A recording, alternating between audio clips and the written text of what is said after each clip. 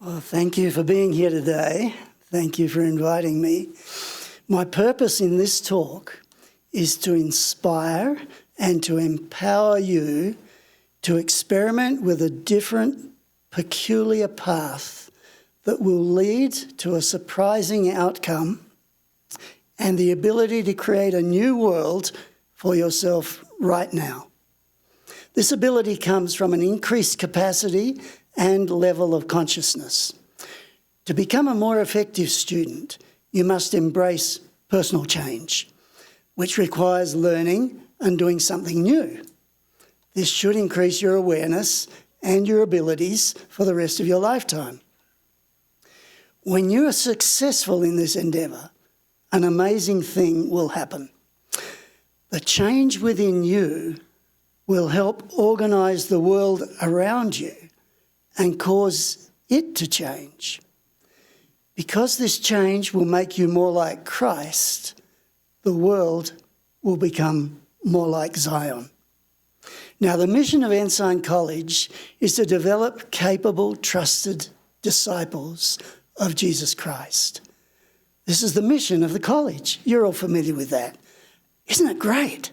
It's noble. It's wonderful that we have such a grand, ennobling mission. But my question is, has it really made a difference in your life? 2 or 3 weeks ago, I was talking with President Cush, and he told me of the effort that he went to establish this mission. And then in the succeeding years, how they worked hard to drill it down into the hearts of the students, into your hearts. And that's the question. Has this helped you to be a better student? Are you a better disciple because of the mission of your school? Elder Christopherson, a few years ago, was talking to a group of new mission leaders being trained, and he said this: for some reason, it is very difficult to drive the vision, to drive the mission down into the hearts of the missionaries.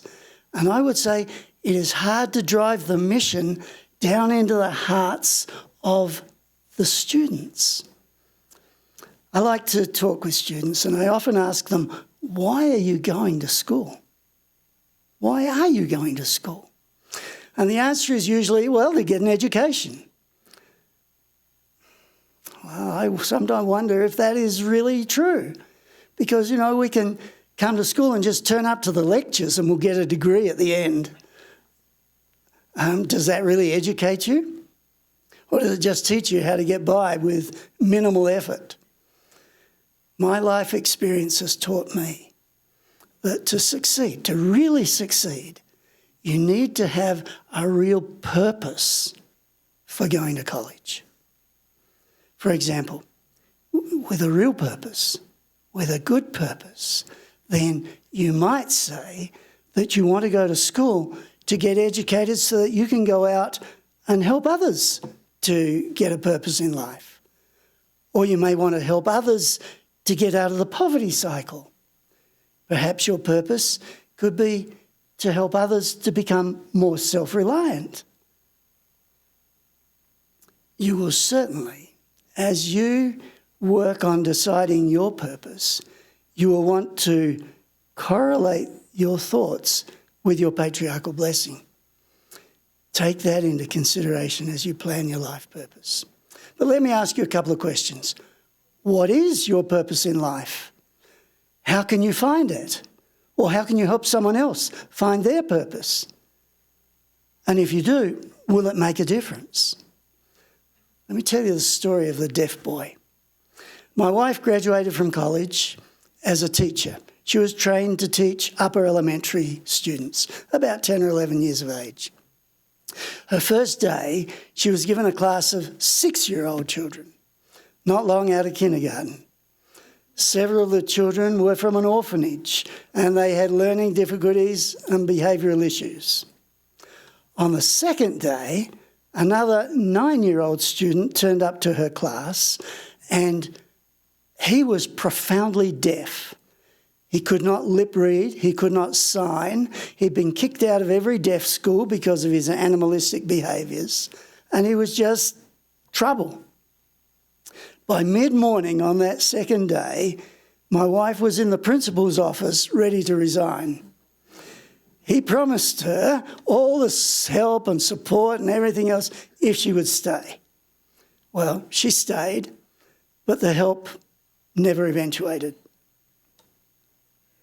Over time, this deaf boy's behaviour improved. He became better than the rest of the class in some fine motor skills. And by the end of the year, his parents implored the principal that Sister Howes graduate to the next class with their deaf boy's son. Her initial reaction on that day, when she was ready to quit, was from fear and self-preservation. But then she reached out. She overcame her fear and she made a positive connection with the deaf boy and with the other social misfits that were in the class. She achieved the impossible. She became the key to their door. She still remembers this deaf boy's name, often wonders what's become of him after 50 years. You know, that is a profoundly important story. It's a story of transformative learning. When you have a higher purpose, you celebrate what is right with the world and you find the energy to fix what's wrong. You learn to go outside of your comfort zone. Viktor Frankl was interred for 3 years in 4 prisoner of war concentration camps, and he later wrote this: "Man is ultimately self-determining. What he becomes within the limits of endowment and environment, he has made for himself. In the concentration camps, for example, in this living laboratory and on this testing ground, we watched and witnessed some of our comrades behave like swine, while others behave like saints. Man has both potentialities within himself. Which one is actualised depends on decisions rather than conditions. We can become swine or saints. Both potentials are within us.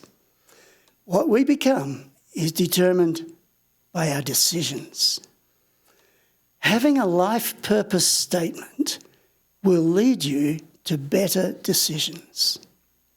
One of the best ways to find your purpose is by contemplating past joys and past challenges, comparing your efforts and your results with your patriarchal blessing, and experimenting in the present and continually pondering, clarifying, and rewriting your life purpose.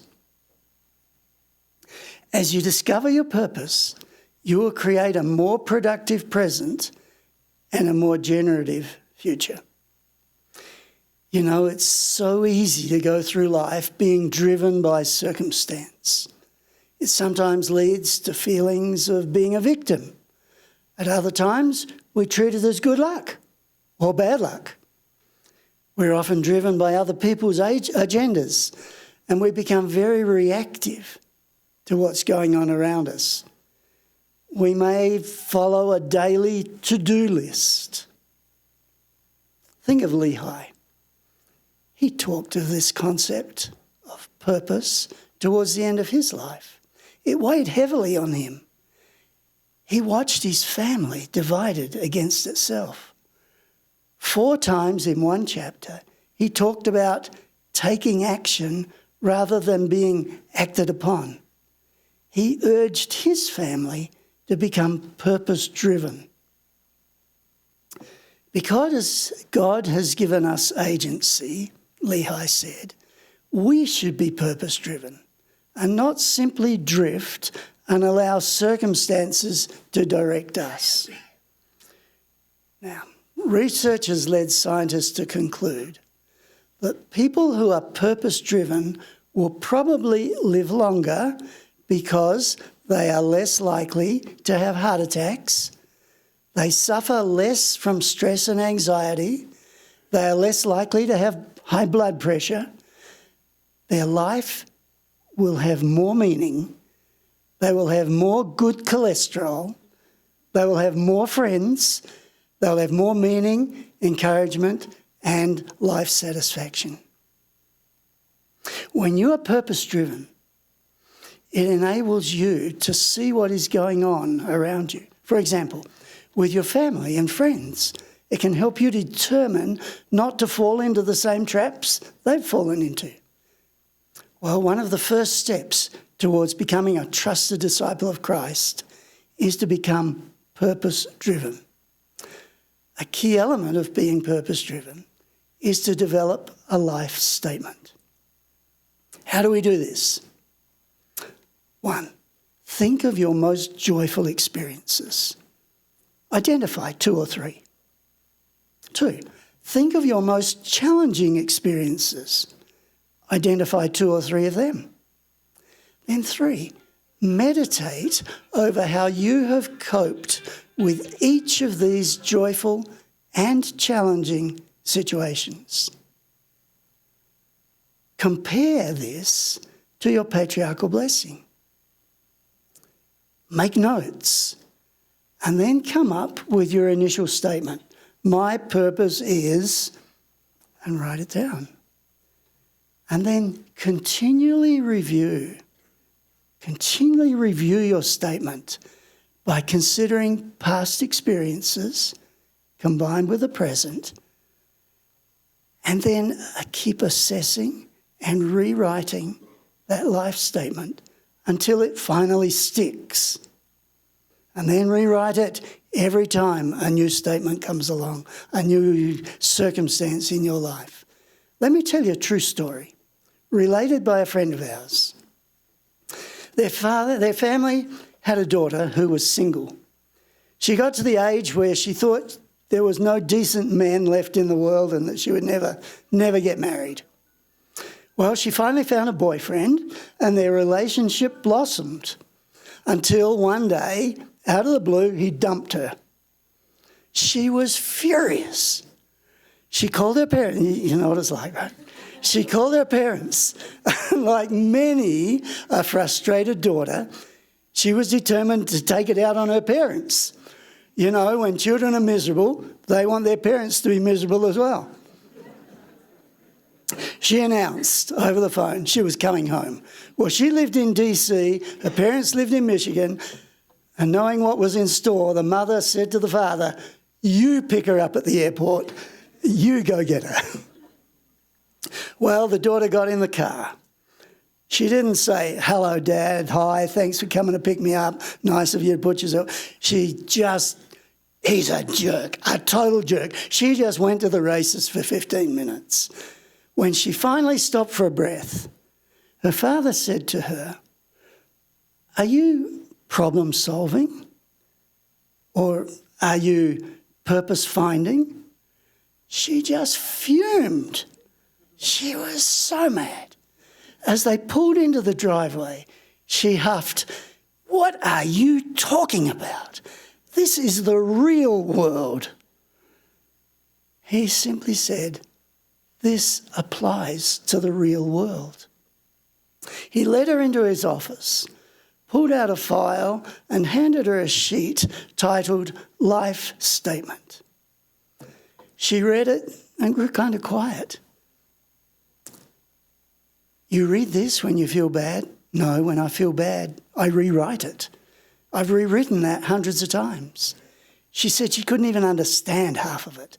And he replied, well, that's because it was written for me, not for you. Then the miracle happened. She disappeared into her room for a couple of days, and he said the miracle was that he didn't have to put up with her ranting. She then came out of the room, caught the plane home and went back to DC. A couple of days later, she called to say that she'd written that boyfriend a letter, much to the annoyance of her roommates.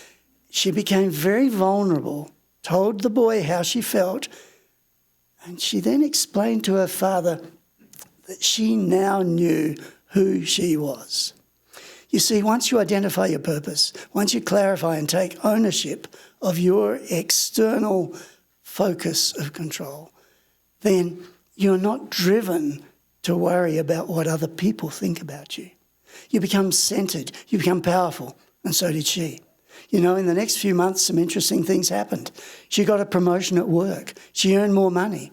She was the same girl. She wore the same clothes, drove the same car, but she was different. Why? Because when you find purpose and meaning in one area of your life, it affects every other area of your life.